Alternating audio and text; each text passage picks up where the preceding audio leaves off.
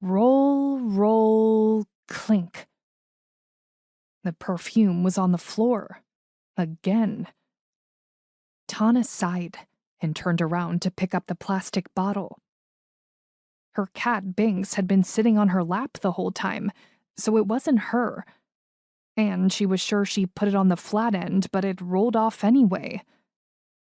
Probably that damn ghost, she thought, but immediately pushed that thought aside. There's no such thing as ghosts, and Tana knew that. And even if there was, it seemed like acknowledging it would only make things worse.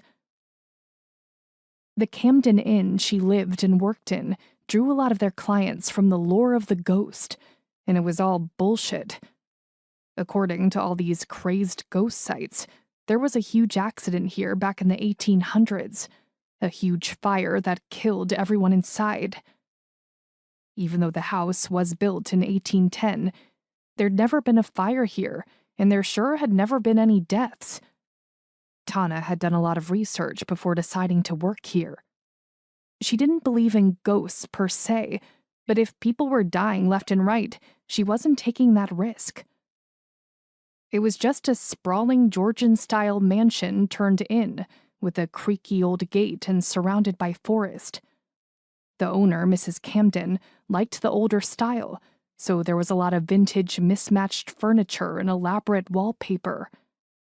Plus, these stories brought in a ton of business, meaning Tana had to nod and hold back her eye rolls whenever guests talked about it, or when she was hosting a tour.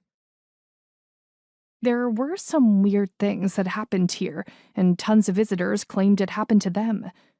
Some even left in the middle of the night.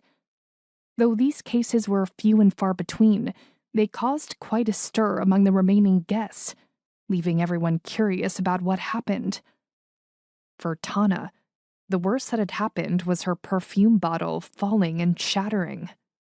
Her room smelled like roses and cedar for months after. She then switched to plastic. "Ton?" she heard with a knock on the other side of the door. Damn. Tana finished her last flick of mascara and then capped the tube. She got up and opened the door. Kaya stood on the other side, whirring the hem of her sweater. Her blonde, straight hair was half up, her big green doe eyes filled with nerves.